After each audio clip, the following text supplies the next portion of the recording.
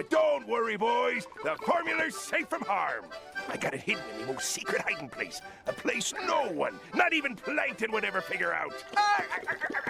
Let me guess. It's at home, under your mattress. Curse you, Squidward!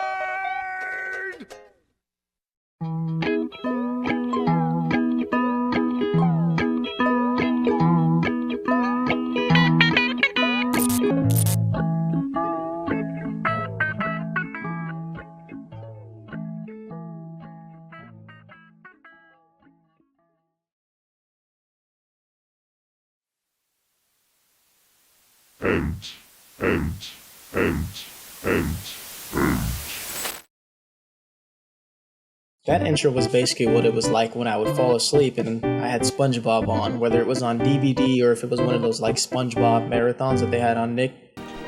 Excuse me, sir. I hope my horrible ugliness won't be a distraction to you. Not at all, boy!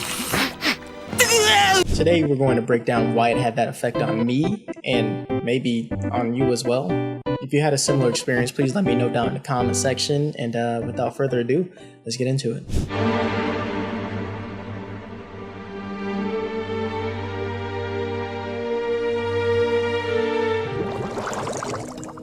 We have to first address the elephant in the room. Get out. I think you need to actually enjoy the show to be able to get that effect. So if you don't want your kids to go through that same kind of feeling, just tell them no SpongeBob before bedtime or something. I don't know. But no, seriously, I say that because I feel like it's rooted in the fact that SpongeBob is a comfort show for a lot of us in general, like for a lot of us of this generation. When I want to check out mentally, I can turn on SpongeBob. It gives me a good vibe. If I want a nostalgia trip, I turn on first few seasons, I'm vibing. Hell, I can quote pretty much any meme that came from the show, and that's what gives it that effect. Okay now, how many of you have played musical instruments before? Do instruments of torture count? No. Is mayonnaise an instrument? No, Patrick, mayonnaise is not an instrument.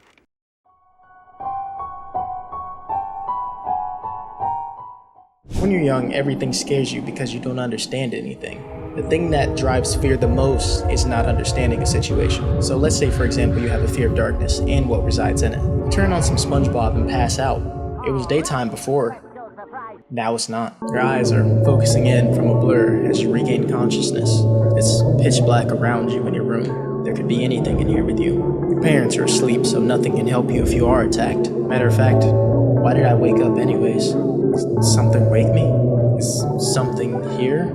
All these questions shoot through your head, and the show you had on for comfort is no longer here to comfort you.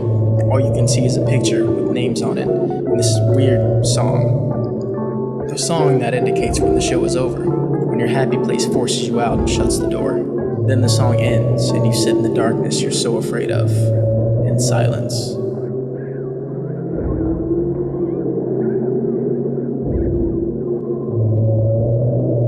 Then the pirate shows up to save the day.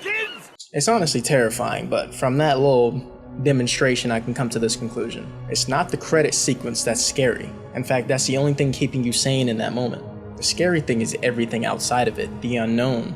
The uncertainty of whether or not there's something in your room with you when you're so young you can't distinguish whether or not monsters actually exist. What if I look to my right and there's a monster staring into my window, or a killer on the loose just looking at me? If you don't look away from the screen, it can't get you, right? I mean, you could at least pretend it's not there. You're definitely not afraid of those credits. In fact, you're hanging on to those things for dear life. You're definitely hoping that the nothingness that follows this will be brief. And that's what makes it so uncomfortable. SpongeBob in general has a tendency to be unintentionally uncanny, and sometimes on purpose. Some of those scenes just kind of hit different at night. You get a whole different vibe, and it's probably for the same reason. I initially made this video because upon recently hearing that song again, I realized that although I'm now grown, that scenario still had like a chokehold on me. Like, I still get affected to that to this day. It's not like crippling or anything like that. I'm not shaking in fear or anything, I promise.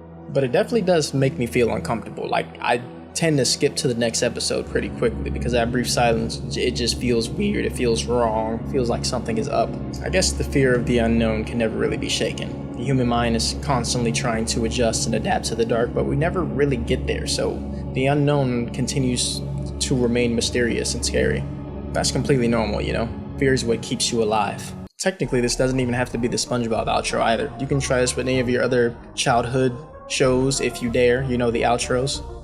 It just needs to be a comfort show from your childhood. Like, try it, go to the outro in the middle of the night, and just see if it makes you feel uneasy a little bit, especially after it cuts off.